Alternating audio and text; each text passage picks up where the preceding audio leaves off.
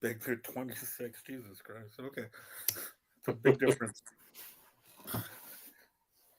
between fresh out of high school and having a family. All right, everybody, welcome to another episode of the Black Spinner Music Vidcast. Today, we got a very special guest with us today. We got Tim Durling once again to talk about his new book. He has been on our show a couple of times to talk about his previous books. Today, he's got a new one, Sammy Hagar, Red on Black, the Sammy Hagar The Listener's Guide the to Sammy listener's Hagar. guide to Sammy Hagar. So we're going to be talking about Sammy Hagar today. We're going to talk about what's in his book. First of all, Tim, please share with everyone, where can we find this book? Uh, Thanks, Andy. Amazon. Amazon is where all my books are available. Okay. Yeah. So, folks, everyone shops Amazon these days. I mean, Amazon has everything we can think of, from great books to great music to groceries. I mean, that is the way to go. So, it's very easy to find his books. If you type up Tim Durling on there on Amazon, all of his other previous books will come up. His books about Y&T, about 8 tracks, and Kansas, and so many other books that he's written about rock and roll. But today, ladies and gentlemen, we're going to be talking about his latest one, being about Sammy Hagar. So, Tim, how did you get into Sammy Hagar's music? Well, it's not. I'd love to say that I was, really early on, some of the early albums, but no. I first heard Sammy Hagar's voice when I first heard "Why Can't This Be Love" on the radio when it was brand new in 1986. I mean, Oh, that wow, was okay. that was it. I mean, and I was hooked. I mean, I loved the song instantly. I didn't know for sure who it was when it first came on because it was brand new, and then the DJ came on after and said that's the new one from Van Halen. I knew who Van Halen was, from seeing the videos from 1984, like Jump and Panama and Hot for Teacher, Mhm. hearing those songs on the radio. And I knew David Lee Roth. And I also knew enough. I knew that Van Halen had switched singers. That's all I knew. So, yeah, my first exposure to Sammy Hagar was when 5150 came out. And eventually I got all the Van Halen albums. And then I started to look back and I got Dave's stuff, which there wasn't much at the time, and then I started trying to find Sammy Hagar's albums, and some of those albums you got along top there, the Capitol stuff, Mhm. great stuff. Took me years to find those albums; those were very very hard to find. But that's what started it all. When 5150 came out and Why Can't This Be Love first hit the airwaves, that's what got me into listening to Sammy Hagar, wanting to know more about this guy. Oh, yeah. Yeah, you see, when I first heard I Can't Drive 55 is what introduced me to him. And of course, I'm not too sure you are up in Nova Scotia, is that correct? Up New Brunswick, we're at the Yeah. next province over. Okay. We're right next to Maine, so I shopped in Maine, in the States as much as in Canada, and I also listened to as much American radio as I did Canadian radio because I'm right on the border.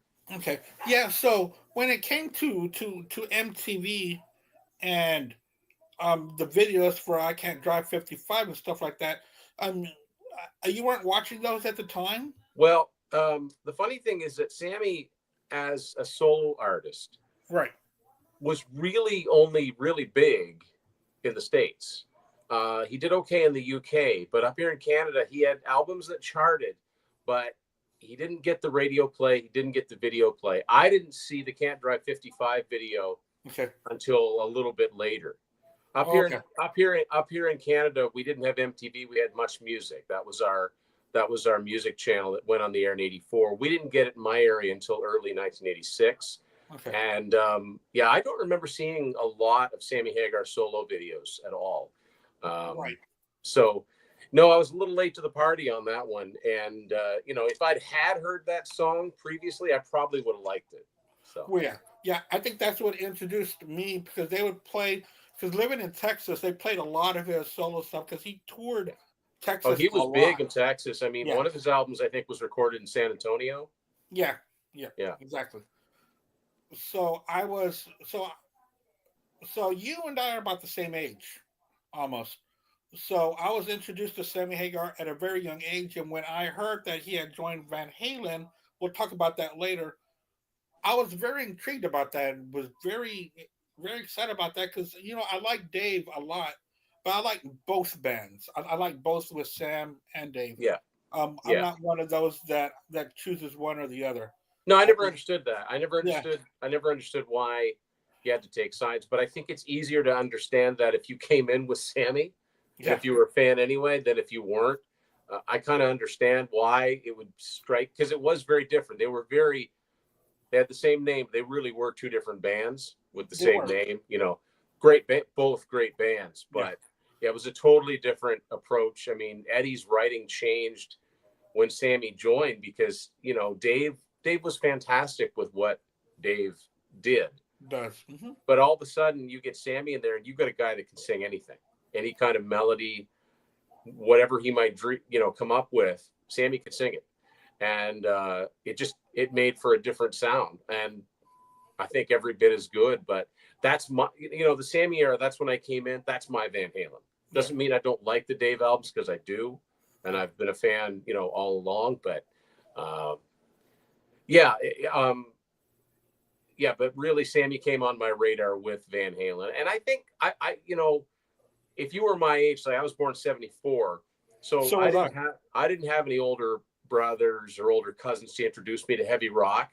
Hmm. So I was kind of finding things out on my own, and I think a lot of people probably first heard of Sammy with Van Halen because you went from, yes, he was doing all right with Three Lock Box and 5150 and VOA, but Van Halen was another level, right? Oh, yeah, hmm, exactly.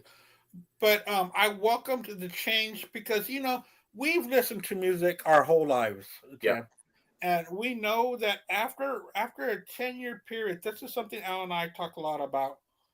There seems to be a change in bands after 10 years, and I think with Sammy taking or well, not taking over, but Sammy joining Van Halen, it was something that Van Halen needed because I think it would have grown stale with Roth during the rest of the '80s. I that's mean, interesting that you mentioned that because I think you're onto something there because yeah, the same band lineup after mhm, a while, very rarely does a band stay together with right. the same lineup all the way through. Um, but yeah, I mean, I can't imagine. I'm glad it turned out the way it did. I like Yeah, Eat 'Em me and too. Smile. I like Skyscraper. We would have missed out on some great music. Yeah, yeah. So it's pretty cool that we were able to get two two different bands that we love because with David Lee Roth we were introduced to the great Steve Vai. I didn't know who Beat Steve by Vai Billy was Sheehan. until Yeah, that happened. absolutely. And if it wasn't for that, we wouldn't have Mr. Big. So yeah, I mean, it's funny the way these things work out, but Right. yeah, we had more music as on a personal level. It wasn't easy for those guys, but from a fan's point of view, we just had more albums to listen to. Yeah, we just had more music, and there's nothing wrong with that. Yeah.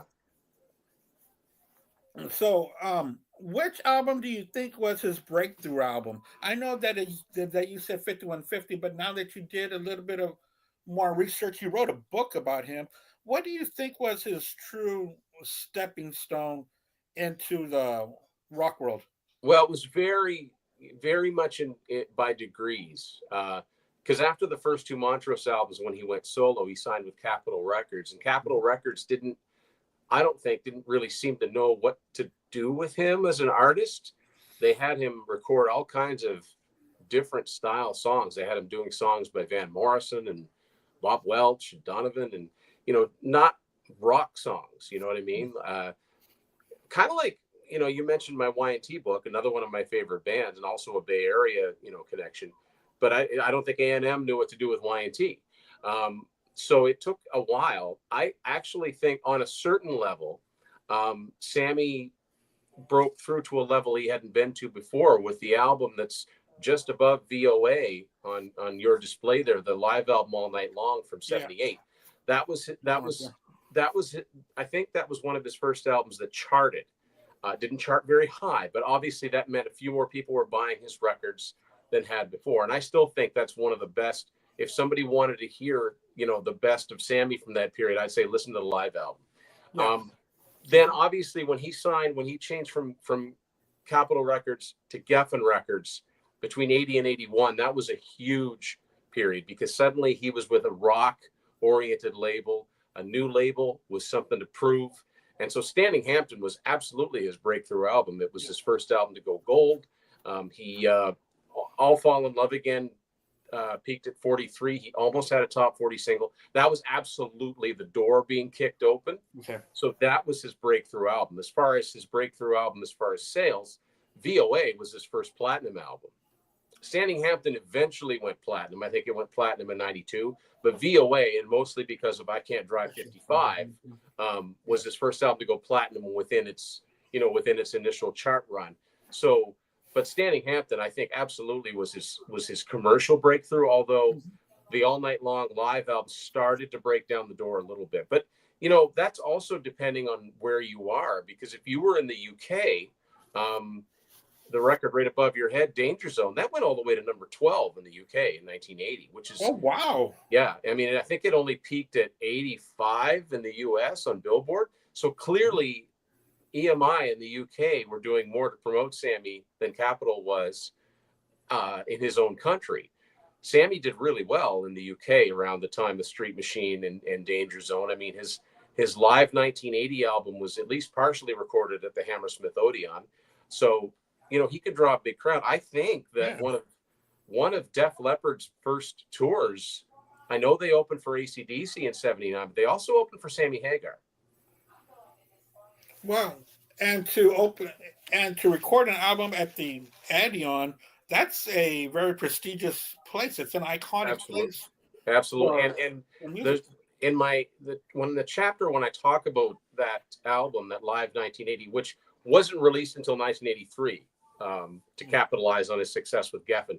Capitol Records did that a few times. Most former labels do, right? Right. Artist switches labels, and next, when Aerosmith went from CBS to Geffen in the 80s, how many times, the classic album, the Classics Live, both of those, the Gems, the Pandora's Box. Yeah. It's typical procedure, right? Mm-hmm. But that live 1980, I wish there was a full version of that, because that album's only got 8 songs on it. And that wasn't the full set. What happened is you have All Night Long, and that features songs from his first 3 solo albums. The live 1980 features songs from the next 2 albums, The Street Machine and Danger Zone. So he must have done older songs plus Montrose songs.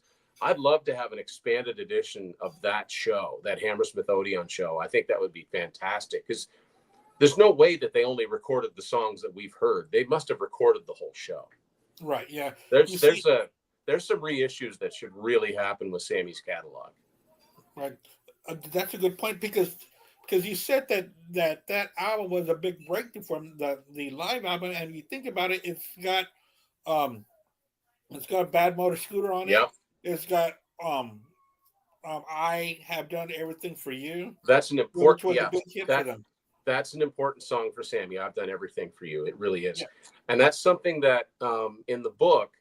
So the way that the book is set up, I've got a chapter on Montrose, 1 chapter, but I've got a chapter on each of Sammy's solo albums. So I've got a chapter on Montrose, a chapter on Van Halen, and a chapter on Chickenfoot.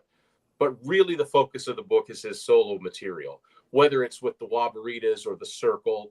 If it's Sammy Hagar, and those are the albums that each get a chapter. But where was I going with that? At the end of each chapter, whatever songs say are on a particular album that are either cover songs or songs that someone else recorded, I talk about those at the end of the chapter. So I've Done Everything for You originally is from 1978, and Capitol put it out as a single and it didn't do anything. But 3 years later, of course, as we know, Rick Springfield recorded it and had a top 10 single with it. And that was a big boost for Sammy. I mean, as the sole songwriter on that song, to all of a sudden have a song in the top 10, that had to have been good for him as a songwriter, as far as royalties go. And that is largely due to Keith Olsen, the late Keith Olsen, who produced Standing Hampton and 3 Lock Box, because Keith Olsen also worked with Rick Springfield. And I think it was Keith that played that song for Rick Springfield, said, hey, you should record this song. So yeah, all of those extra songs and cover songs, everything that I could find to the best of my ability that Sammy was involved in, I'm mentioning them where appropriate. If they're not on the album, but they came out the same year as an album, that's at the end of the chapter, if you know what I mean. Oh yeah, it's kind of a like standout tracks or a little bit of history about these certain songs that need to be talked about. That's a good thing that you separate certain tracks Yeah. from the rest For of the song. example, say like, VOA came out in 1984. Hmm. He also had The Girl Gets Around from the Footloose soundtrack. So I talk about that at the end of the VOA chapter because that's the most appropriate place to talk about it. Right. It isn't on one of his studio albums, but it came out that year. So I talk about it there. I tried to catch all of those, those extra songs, the B-side songs, the soundtrack songs. I Oh even yeah. tried to catch all the songs that he wrote for other people. And there are a few of those. And I think people might be surprised at the artists that recorded songs by Sammy. And that's all in the book too. Yeah. Yeah, I know that Bette Midler did a couple of his. Yeah, Uh, Bette Midler too. did Red, and Yeah. she did Keep on Rockin'. And I'd love to know how those songs made it into her orbit. I'd love to know how she came across those, because yeah, that's just a really really interesting thing to think about. And there's Yeah. also in doing the research for the book, I also found a really cool heavy cover of the song Red, but it's in French and it's done by Johnny Halliday. And the lyrics are rewritten. So the song is called Guerre, which means war.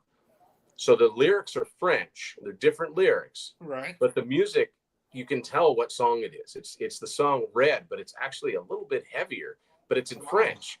And I didn't know about that until doing the research for this book. So I learned some things putting this book together. Wow, that's pretty neat. Yeah. Having that and then it going global on the other side of the world. Somewhere along the line, whether it's a record company exec or someone that worked with both artists, somewhere along the line, someone said, hey, listen to this. Is there something, if somebody comes to a producer and says, I'm short songs, I need some more songs. And said, well, have you tried listening to some of these Sammy Hagar songs? Especially if they weren't hits in the first place. Well, Right. maybe it would be a hit for someone else. So, but then on the other hand, I always try to find the original versions of songs that Sammy did. Like, for example, Flamingos Fly, which was written by Van Morrison. That's on Sammy's first solo album. Okay. Van Morrison did a cover, well, not cover, but he recorded his own version of that song a year later. So things like that, I tried to document as well as I could. Okay, that's pretty interesting. And you were talking about the breakthrough album being Standing Hampton, but if you look at these songs, it's fantastic. You can see why it was. Oh It's yeah, got "I'll Fall in Love Again." It's got "There's Only One Way to Rock," and also has the title track to the motion picture "Heavy Metal" yep. on here as well. So you can see, It's a really yeah, strong album. Yeah, and I've people have asked me this before. Did Sammy change his sound all that much when he changed record labels? I don't think that he changed his sound all that much because if you listen to Street Machine and Danger Zone, which are the last two albums he did for Capitol, he hmm was the overall sound was getting more hard rock. He wasn't doing the yacht rock sounding stuff anymore and the experimental stuff. It was basically hard rock. And I think that continued with Geffen, but I think he was just getting better as a songwriter. And I mean, the first time I heard "There's Only One Way to Rock" was on the Van Halen Live Without a Net concert. okay, So that became an honorary Van Halen song because they would open a lot of shows with that song, and it's one of Sammy's. So that a lot of people know that song that probably didn't know the original version. But I mean, in heavy metal, I mean, if there's not one thing, I mean, Sammy can do really, really good rock anthems. He's oh proven that yeah. time and time hmm again. Yeah, and it's so cool that they would start off with that, well, with that track, because I've always thought AC/DC doing "For Those About to Rock We Salute You." They close the show with that. That would be like the perfect opener if you would think about it. The lyrics for For those about to rock, we salute you. I've always thought that'd be a great opener. But it's good to know that Van Halen would start off some shows with that. It's a You perfect know, and that way to says a start. lot about their acceptance of Sammy into the band. Yeah. Because not only do they have a singer that sounds completely different than the guy that had so much success with previously. If you look at the track listing on that album, that DVD or home video or VHS, however you first got it, Hmm. it's got hardly any pre 5150 material on. They do. I think they do Panama, and I think they do Ain't Talking About Love, and that's it. They do Rock and Roll by Led Zeppelin. They Hmm. do I Can't Drive 55 on there later, and they open with Only One Way to Rock. Other than that, it's songs from 5150. So that just shows you how they were.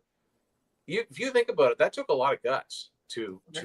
go out on tour and play almost all new material. Yeah. Because you get to a shows today, a band will put out, a veteran band will put out an album, and it could be a really good album. You'll be lucky to hear one song from it, and eventually that one song gets dropped from the set list. And so you go out and see a band, and they're not doing any songs that are from the 2000s, if you know what I mean. So Yeah. Van Halen went out and just they had a point to prove. We're Yeah. proud of this new material, and they actually managed to pull it off. They're one of very few bands that successfully replaced their lead vocalist and continue to have success. It almost never happens. Band loses the lead singer, they're losing the identity of the band, the voice, the face. Usually it's all over, right? Look at Oh Motley yeah. Crue. Look what happened to Motley Crue. They put out a fantastic album with John Corabi. Nobody cared. Yeah. Until now, it's been seen as one of the great good albums of 1994 or when it was released. I'm not a fan of it, but that's because just what you were talking about. For me, it was Vince Neil. It was his voice. He was Right. everything.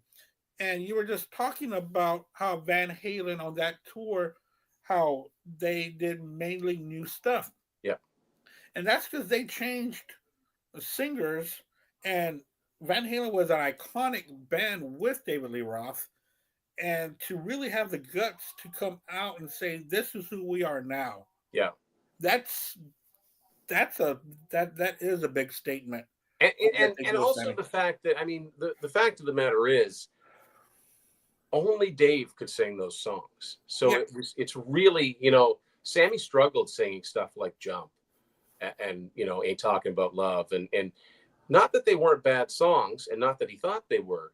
It's just he was such a different singer to David Lee Roth. He didn't have that showboat personality that Dave had. Dave had the comedy aspect and the entertainment aspect, and he could sell you on what he was singing. And yeah, I don't necessarily like hearing Sammy sing those classic songs. I don't either. I think they'd have been better off, if anything, having Mike and Eddie trade off vocals because they both could. But Yeah. anyway, that's neither here nor there. But either way, it was a really, really bold move to go out and play a mostly new set of material. And I think that's where a lot of people first heard There's Only One Way to Rock. Yeah. What are your top 5 Sammy solo songs? Um, well, I know what I've called my favorite several times is Swept Away from VOA. Hmm. I think that's a fantastic song. It's so it's a little bit different. It's a little bit experimental, but I think it really works. So that's definitely one of them. Love Three Lock Box. Three Lock Box is my favorite Sammy Hagar album. That's my favorite Sammy Hagar solo album. But I'm going to go with the title song because I just think it's such a cool song. Yeah. Again, goes through all these cool parts. I And the love Trans production Am. for that is great. The Yeah. production for Three Lock Box, the song Oh yeah. Yeah. itself, it's just it's great. Yeah. I love Trans Am, Highway Mhm. Wonderland. I mean, that's where the title Red on Black came from for my book, Red on Black. She's a street machine. I think that's a fantastic song. Uh, I think I'll Fall in Love Again is a fantastic pop rock song. It should have done better than it did. Um, and for my last one, I want to pick something post Van Halen because I'm a big fan of a lot of that stuff. Not all of it, but I'm a big fan of a lot of it. Yeah. You know what? I'm going to go with Leaving the Warmth of the Womb from Marching to Mars, which actually is a Montrose song because he reunited the original Montrose band for that that song on Marching to Mars, but I think it's a really cool song. So yeah, those are my 5. That might change if you ask me later, but Yeah. those are 5 really, really good songs that I love. Yeah. You know that Marching for Mars was a big hit for him. That was a big hit album for Sammy Hagar. And sadly, it never certified, and he never had another gold record. Wow. But I think he came closest with that one. I'm a little Yeah. surprised because he had a lot of, I mean, it had the most attention because it was the first thing he did after Van Halen. But I wish that Geffen had re-signed him as a solo artist because Geffen knew what to do with him. Yeah. But instead, he signed to a subsidiary of MCA, and it just didn't work for some reason.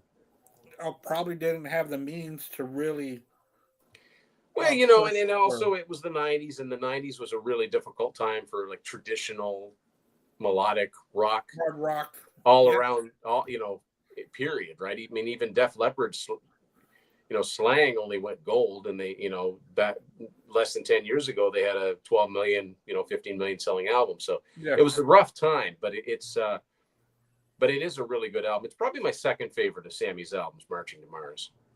And it's really telling how music changes from decade to decade. Yeah. How fans would start to ignore their favorites from a previous decade and just move on to something else, what's new, and Yeah. leaving behind the workman like bands that you loved so much in the 80s. I've never understood that myself. Like, because once Yeah. I got into a band, unless they just completely started to suck album after album after Yeah. album, and I finally had to. About the only band I ever had to do that with was Bon Jovi, and they were one of my favorites. But Yeah. once I get into an artist, I always kept track of what they were doing, and bought the new albums when they came out. Well, unfortunately, when it comes to especially music media, they kind of dictate which way things go, and Absolutely, yeah. fans And go what in bands are getting the that way. coverage in the magazines and on TV? Yeah. Yeah, exactly. That's always the telling of what's going to be happening. What about the success of HSAS? Or the lack thereof. I mean, Yeah, yeah, um, yeah. They just did that one album, the one and done album. Yeah. right? Yeah, I've been on a lot of shows talking about that album in particular. That's Hmm. an album that I couldn't find until 1993 till I located a used cassette because it went out of print, which is a little surprising because it was on Geffen, but at the same time I understand because they didn't promote it, because why would they were working hard to promote Sammy as a solo act, as a solo artist, and make him a star. And it was getting there, right? Because Standing Hampton did well, Three Lock Right. Box did well. He had a big hit with Your Love Is Driving Me Crazy. That was his biggest solo song. And then he goes and does this thing with Neil Sean, the other guys, and they were like, "Okay, you go do that. We're not going to promote this." But I think that there are some really, really good songs on that album. I think that Top of the Rock is one of his best anthems ever, and it's a shame it's on that album because I think more people would know it if it was on one of his bigger albums. And I especially feel that way about the song Missing You on there, because that song, if he'd put that on one of his own albums, I think that song would have been a hit. That could have been a huge radio hit. And I've had this thought, I write it down in the book. Sammy said in his autobiography that he put out, I think about 13 years ago, just called Red, My Uncensored Life in Rock, I think was the subtitle, but it was mainly called Red. Okay. He said that he had I Can't Drive 55 written when they started doing that HSAS album. And he said, I didn't put it on there. And he said, it's not that I was being difficult. That was for me. And it wouldn't have fit on that album at all. Right. Yeah. But I really think that, I mean, he and Neil Sean wrote, with the exception of one song, he and Neil Sean wrote that entire album. I think that he should have said to Neil, look, this song Missing You is really commercial. Why don't I save this for my next actual album? Because that could have been a single and it could have been a big, big song for him. And I think it just kind of went to waste on this album that just kind of came and went. The only song that got any chart success on mainstream on the Billboard pop chart Right. was the cover of Whiter Shade of Pale, which I think however well done it is, and I think it is a good cover of that song. I think they kind of gave it a power ballad feel. I don't think that they ruined it. I think it's faithful to the original. You can recognize it as the same song, but it was a strange song to put on there because, number one, how many kids or how many young people that would be buying Sammy Hagar albums would know the Procol Harum song and know the significance of them covering that? It doesn't fit in with anything else on the album. And then number two, that's the other thing. It doesn't sound like anything else on the album. So why would they make, Geffen obviously were taking it the established easy way out and saying, well, it's a cover. Let's try that. And it's too bad because there are some good songs in there. I really like My Hometown. He Will Understand. I think it's pretty good. It's just different. The whole side suite. I call it a suite because you've got the animation, Valley of the Kings, and Giza. To me, those are all kind of like one track put together. That's almost progressive. Like that's really different for any of those guys, especially, it's different for Sammy. For Neil Schon, it's not as different as you might think because I'm a huge fan of the first three Journey albums, the pre-Steve Perry stuff. Mm-hmm. So Neil knows how to play that type of music. For one thing, I think that's a great guitar album for Neil Schon fans. It really gives him a chance to shred and just rip on guitar. Not that he doesn't do that in Journey, but he had to pick his spots. But this album, he just lets loose. You listen to Top of the Rock and My Hometown, the solos on those songs are incredible. So it's really worth revisiting, but it's kind of a lost album. It's an awkward band name. I count it in his solo albums, really, because Sammy's the driving force behind it. But HSAS just is not catchy. Hagar, Schon, Aronson, Shreve it doesn't have a ring to it. It's not like Crosby, Stills, Nash and Young, where all who those guys are. Right. Yeah. Hagar. Okay, well that's got to be Sammy Hagar. Neil Schon. Well, a lot of people, millions of people bought Journey's albums, but other than Steve Perry, did everybody know all the members of Journey? I don't think so. Yeah, exactly. Yeah. Kenny Aronson and Michael Shreve, good as they are, they weren't household names. So the four of those names didn't mean anything. It wasn't this merger of established names that right away just by hearing the last names. So I think they could have come up with, I don't know why they didn't just put it out as the Sammy Hagar album. I think it would have had very different results. It would have been at least a gold record. That's just my opinion. Yeah. Well, it came out in the height of his solo career, and also the same thing with Neil Schon. If people would have known more that he was the guitar player for Journey, it would have drew more attention to it. So that, to me, there has to have been a real lack of promotion. Like maybe there was promotion for the first 2 weeks, but that's it. Right. I know that there was a concert that MTV played, and there are a lot more songs that they did on that concert. There's 6 songs that you can find on YouTube they did live during that brief period in November of '83 that didn't end up on the album.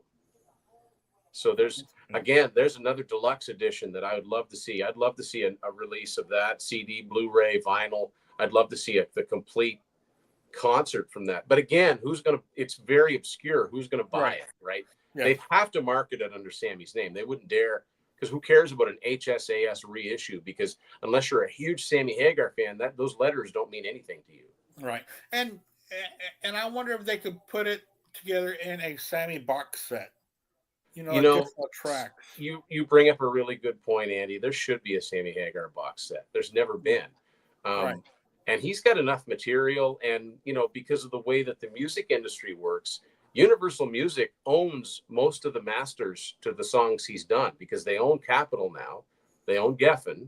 They own his the first 2 albums he did after Van Halen. They own a big chunk of his material. And there are B-sides, like from Standing Hampton era, there's 2 B-sides, Satisfied and Don't Get Hooked, that I don't think have ever been on CD. I don't even think they've been on cassette. Wow. There are songs that need to be revived and made available to people. I would love to see something like that. Would there ever be enough market for it? I don't know. But I'd sure be interested in something like that. Yeah. And I wonder if there would be a market for that, because now we know Sammy Hagar now in 2024, He was in Van Halen. He's done so many things outside of music with his TV shows on Access Yeah, TV yeah. and his tequila, and he's now a brand. So there might be a market out there just because he has grown so his brand has moved from just music to really being It's out a there in the lifestyle public eye. thing. Yeah. You Yeah, know, at the very least, maybe not a box set, but I think there's at least a really good 2 CD compilation out there, or a 4 LP one. I You know, think four would be good. yeah, but I'd love to see a box set Yeah, with the, big booklet and in the whole thing. The yeah, cool thing about Sammy and is that, and one of the reasons I did this book is that he never stopped making music. He doesn't need to make music. He made so much money, with the tequila, and then selling the company, and then, Cabo Wabo. And he obviously does it because he wants to. And because he I still think loves that's it. really cool. And for the most part, the stuff that he's been doing is still pretty good. And the guy is 77 years old. And I've seen those clips from the tour he did this year. He still sounds pretty good for a guy who's 77 years old. I mean, he's still singing at a really high level Yeah, when you've got guys 20 years younger than him that cannot do what they used to do. yeah, So to me, that's worth celebrating. It's really surprising to me that there's never been a book that's concentrated on all of his solo albums before. There's been lots of Van Halen books. He's done a couple of books. He's got his autobiography. He's got his cooking book. But I thought there needed to be a book on his actual albums in case yeah. anybody ever wanted to get into his albums, to know exactly what it is that's out there. Because to this day, his early albums still aren't easy to find. So No, they're I not. I wanted to shed some light on this music, and say, and also to let people know, if they think that Sammy's, wow, he's all of his songs sound the same. They're all about, girls and cars and drinking. No. And there's a lot of variety. Yeah, Not all of it's to my liking, but there's a lot of variety within his catalog. The guy could pretty much sing anything. yeah. He's got great pipes. So, what led him into joining Van Halen? I mean, is that story true about Eddie's mechanic saying, "Hey, why don't you give this guy a call?" That's been the accepted wisdom for, uh, almost 40 years now, and I've Right. never heard anything to the contrary. Hmm. Basically, Sammy and Eddie had the same um, mechanic, and you can see him at the beginning of the "I Can't Drive 55" video. His name's Claudio, and apparently he's the guy that I said to Eddie. Eddie says, "I'm looking for a singer now." He says, "Well, I know Sammy Hagar." I've never heard anyone come out and say, "No, that's not really how it happened." I Right. I have no reason to think that's not how it, that's yeah, that's how it happened. Yeah. And also, we've heard and read that Eddie was always a big fan of Montrose. Well, Van Halen covered songs from that first Montrose album in their Right. club days. So it is possible to go on YouTube and find a really bad recording, but yet you can still hear David Lee Roth singing a Sammy Hagar song, something he always swore he'd never do. Right. But you can hear them doing the song "Make It Last" from the first Montrose album. I think they also did "Rock Candy" in concert. That first Montrose album was very influential on a lot of different artists. Iron Maiden did songs from it. Like, it was a slow seller, but it eventually sold over 1 million copies, and rightfully so. I think it's a classic, and I Oh think yeah, that I think it's great too. I think if they, the trouble is with that album, and you think, well, why didn't they continue? That album was not a success when it first came out. It was a flop. So they panicked. Ronnie Montrose panicked. Maybe the label panicked. They came up with Paper Money, which is nowhere near as good as the first album. It's nowhere near as heavy as the first album. If Right. that first Montrose album had been a success out of the gates, and they put out 2 or 3 more albums like that, they could have been one of the biggest hard rock bands of the 70s. But then again, that would have changed the whole history, right? Yeah, of course. And then if they would have been a success, we wouldn't have Gamma, which I love Gamma. I think Gamma's fantastic. Yeah, As so on Montrose. by that time, yeah, Sammy was solo, and Yeah, that, yeah, Ronnie put out a solo album, and then he did what, the 3 Gamma albums then, Gamma's for the yeah, three of 70s them. or the 80s. Yeah. Yeah. So there's also rumors. that Sammy, when Van Halen was forming, that Sammy was available as a lead singer at the time as well, because they weren't that happy with Dave at that time, and that there was rumors swirling around that maybe Sammy would have started with Van Halen from the very beginning. What I what wasn't that this is weird. that? I never used to give that any credence. That can't be true. Right. But then I read the Ted Templeman autobiography that Greg Renoff did, and Greg's a big supporter. Greg also wrote the excellent Van Halen Rising book, and he also wrote the foreword to my Sammy book, which was a big honor. Oh, well, But that's great. Ted Templeman himself said that, yeah, Ted being not only being the Warner exec, but also being the producer. Hmm. Um, and he's the guy that had to try to get good vocal performances out of Dave. And Dave was not a natural singer. Like, he wasn't a singer's singer. I mean, Ted Templeman was used to working with the Doobie Brothers, these guys that could sing in perfect harmony, right? Yeah, Just right. and Little Feat. So yeah, I think that was, because Ted had produced Sammy and Montrose, and obviously, Sammy was on his own solo, but he wasn't selling a lot of records. I think that was floated around. I really don't think it ever got to Dave. I don't think Dave knew about it. He certainly didn't know about it at the time. I'm sure he heard about it, eventually. Yeah. Um, but looking back on it, I'm really glad it didn't. I'm glad the things played out the way they did, Right. because Right. Yeah. I don't think Van Halen would have had the impact. I think you know, Dave has a lot to do with the success of Van Halen out of the gates, because you couldn't really ignore the guy. When you'd hear him, even if you just heard him on the radio, he got your attention.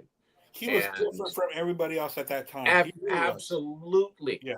and so influential on the look of the rock frontman in the Oh, 80s, especially the Sunset Strip and all of that. I mean, Vince Neil wouldn't have looked the way he looked if it wasn't for, well, I don't, he might have, because of Hanoi Rocks, because they looked like Motley Crue before yeah. Motley Crue. But Dave was definitely an influence visually.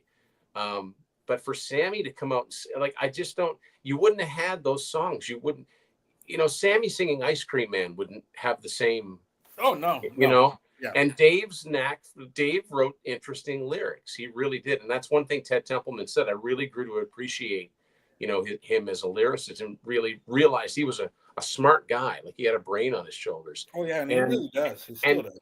and Ted worked with Dave enough so that Dave did develop something that worked with Van Halen. And he, when I always say, when Dave put his mind to it, he could sing when he wasn't being the showman all the time. Which sadly that happened more and more and more as the years went on. But I mean, just not too long ago, within the last couple of years, I started seeing this clip circulating around of from the Skyscraper tour, and it's him playing an acoustic guitar, and I think it's like Steve Vai, Billy Sheehan. They're playing acoustically on stage, and they're singing.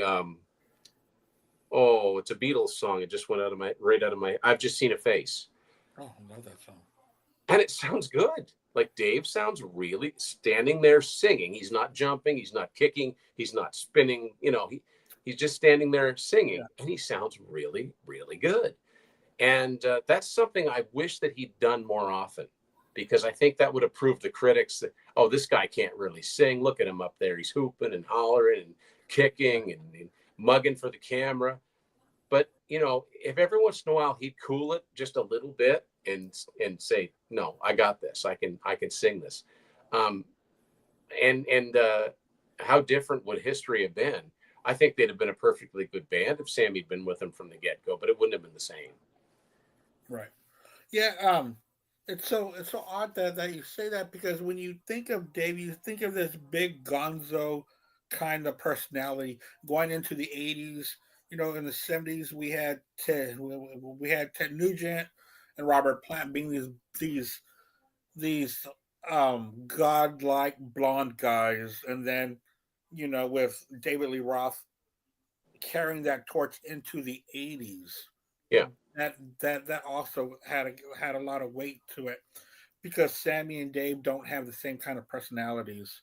No, not at all. I mean, they're both, you know, they have a similar, both of them are, for the most part, musically, they don't, neither of them get very dark. You know what I mean? That's the thing about, and Van Halen, like even at their heaviest, they were never like goth. They were never like No. Black Sabbath, even if they've had heavy riffs, like Unchained or, Running with the Devil. Dave just made it sound like a party.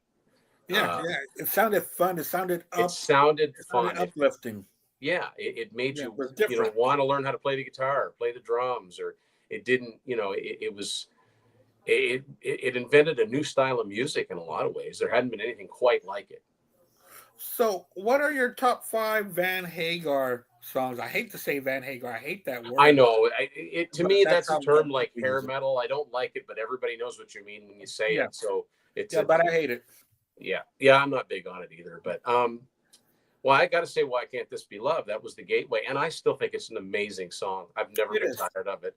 It still sounds good when it comes on the radio and listening to the album. Um, I think it was the perfect song to introduce that band to the world. Mm-hmm. Of all the great songs that are on 5150, that was definitely, the story goes, I think it's in Sammy's autobiography when Mo Austin from Warner Brothers came into the studio to hear what they'd been doing, and they played that song for him. I think he said something like, "I smell money," because he knew people are going to love this when it came out, and it was a big hit. It went all the way to number 3. Like it was a huge Yeah. pop hit. Oh yeah, and So it came out perfect in the summer of '86. that's a summer. A lot of their songs are summer songs, both Oh with yeah. Dave and Sammy. But Oh yeah. Oh yeah. Well, Van Halen is the ultimate summer band. yeah, and I don't think that changed. No, Even though they would get a little bit more serious lyrically with Sammy, but not a whole album's worth. You know what I mean? Maybe a song here or there. a song or here too, but they Um, had to because that's the way music was going. yeah, yeah, You it know, made they sense. had Yeah. to. So yeah, Why Can't This Be Love? That's Right. one of them. I got to say, Pound Cake. Oh, For Unlawful Carnal Knowledge is my favorite Van Halen album, period. oh But wow. I Okay. remember getting that when it was brand new. It was so new. I think I was in a Kmart, and it Mhm. was still in the box. I had to pull the cassette out of the box. I was still Oh buying tapes wow, back that's then, awesome. and take it up to the front counter. And I hadn't heard anything off of it. It'd been a while. It'd been 3 years. That's the longest that there'd ever been between Van Halen albums. So, not that I forgot about them. I just said, "Oh, finally, this new Van Halen." Yeah. And that drill came on, and Alex's drums kicked in, and I'm like, "Oh yeah." I'm realized how much I missed these guys. And by the Yeah. same token, I'm going to keep going on that album. Go with Judgment Day. I think that's an incredible song. Oh Uh, yeah, uh, that's a yeah, rocker, man. yeah. I got to say Cabo Wabo. Um, I really like OU 812. I really like the I don't want to say it's too clean of an album, but the touches that they do on that album are fantastic. I know a lot of people complain about Eddie's guitar playing, but I think Eddie is fantastic on that album. He does yeah, things that weren't even heard of yet. yeah. You know, That it's a very jazzy playing I've and got a just soft spot, such a soft spot for OU 812 because that's the first Van Halen album I bought within a week of it coming out. Like that's the first one I was waiting for. right. Hmm. So Cabo Wabo, I mean, little did we know that was the beginning of Sammy's empire, Right. back then. And he didn't know, right? It was just Yeah. he went there and he wanted to write about it. Yeah. Um, so that's 4. I guess I got to pick one more. I'm going to say, even though it was bittersweet because it wasn't too long after I heard it that I heard that Sammy was out, but I'm going to go with Humans Being Mm. from the Twister soundtrack. I still think that's a really awesome song, and it Yeah, it just is. it makes me sad because we'll never know what another Van Halen album would have sounded like with that lineup because they never put out anything that sold less than 3 million copies. That wasn't a number 1 album. Even in the midst of, like we were talking about, how hard it was for bands in the '90s. If Van Halen had stayed with Sammy, they would have rode that out. They were halfway through the decade, and they were still selling millions of albums and still doing very well on tour. So Oh yeah, yeah. those are Yeah. my 5 songs from the Hagar era of Van Halen, and there's so many more, but those are 5 I can stand behind. Because Balance did very well, and Balance, I think they released three songs off there. Yeah, there were And, 3 songs, 3 videos. I almost said "Don't Tell Me What Love Can Do" because I remember when that first came out, I couldn't believe how heavy it was. I yeah, loved Eddie's solo in it, and I couldn't believe how like it was a dark song for them. it But was. Sammy sang really really high. That was like really pushing his vocal to the ultimate limit. Um, but I decided to go with "Humans Being" instead because it's from a similar era. But I just think that was just proving that they were not running out of steam. It's just that Yeah, the personality conflicts got the better of them. yeah. And the video for "Don't Tell Me What Love Can Do" was so contemporary. It was so Yeah, different from anything that they did before, and they were running with the young guys, yeah. and they were doing well with that. And it got a lot of play. Yeah, and the mix that they used for the video is totally different than the album. I remember when I first got the album after seeing the video a few times, Yeah, I was surprised because all of a sudden the guitar solo that I thought was in the middle, they save until the end on the album right. to better effect. But yeah, no, they were holding their own. I mean, they didn't have a high charting single on that album like before, but didn't matter. They were still selling lots of records and they were still doing very well on tour. That's the only time I ever saw Van Halen or Sammy, which was on the Balance tour. Oh, okay. And I've got a picture of that ticket stub in the book. Oh, that's cool. I saw Sammy several times, and once with Van Halen when they did the reunion tour, 2004. Yeah. Which we all know. Well, we talked about Sammy and Dave already, so let's talk about his other bands that he had in the 2000s. You were talking about Chickenfoot, which is a true Super group. super group. Yeah. Love It really Chickenfoot. is. I love Chickenfoot. I thought that it was its own thing. It didn't sound like Sammy's solo albums. Hmm. It didn't sound like Van Halen, even though you had Sammy and Mike. You had half Yeah, of that Van Halen lineup. I thought it was its own thing. I absolutely love the first album, and I really like the second one. And I really wish that had continued.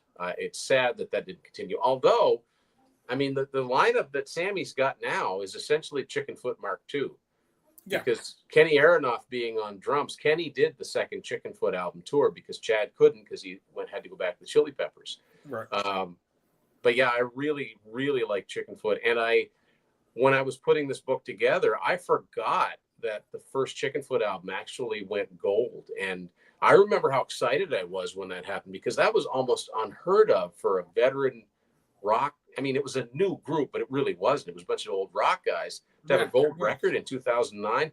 That's quite a feat. Like yeah. that, I don't think enough people realize to sell that many records like that, you know, they were doing something right, and obviously they were being promoted, and they were using social media right. The second album tanked completely. I don't know why, but it just died. But that first album did really well for them. And it's not like Joe Satriani is a household name. I mean, he's a No, he's a household name to household name in us. guitar circles and anybody that Yeah, grew up reading rock magazines. But yeah, right. he's not Eddie Van Halen. He's not Jeff Beck. He's not a guitar player known by his name. There are very few of them. Correct. Yeah. So that's amazing how well received Chickenfoot was with that debut album. Because it was really on the strength of Sammy. It really is. Well, Sammy's leading the charge, right? I mean, it's his Yeah. voice you hear, and but I mean, all 4 of them together, um, they had a sound that was, like I said, it was different than than Yeah. than Sammy on his own. It was different than Van Halen.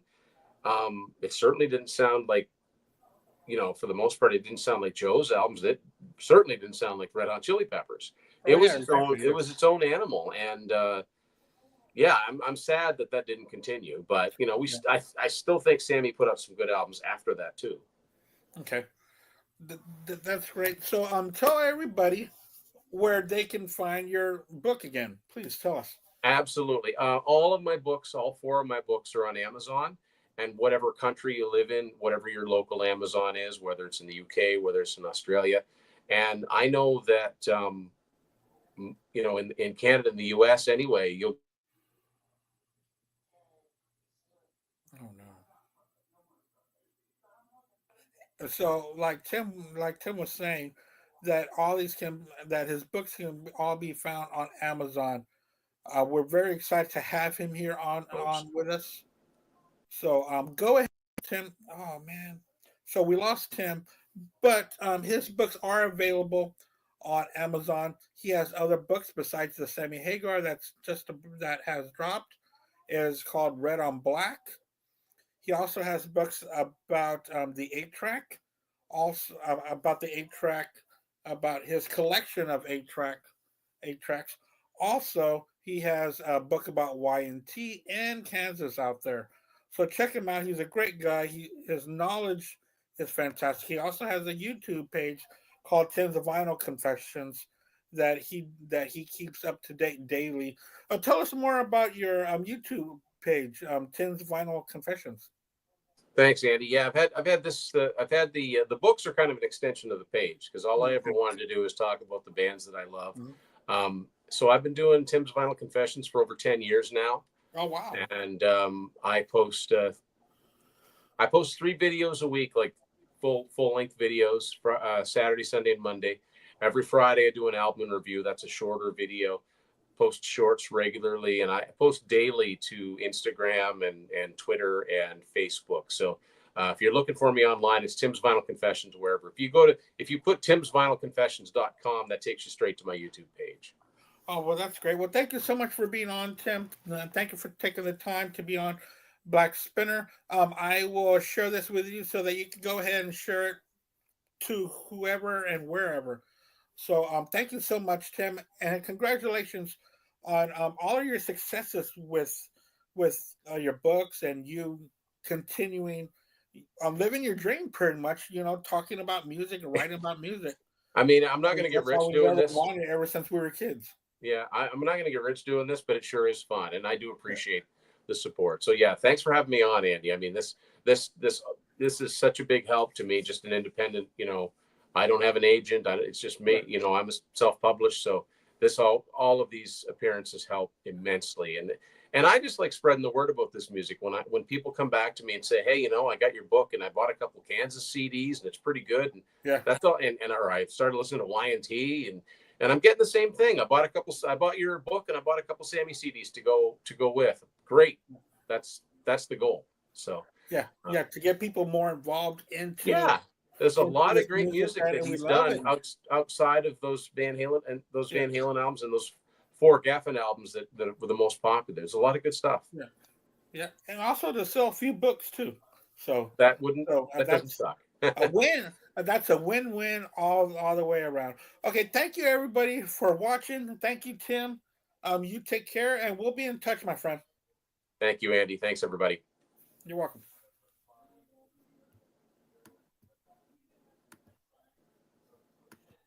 All right.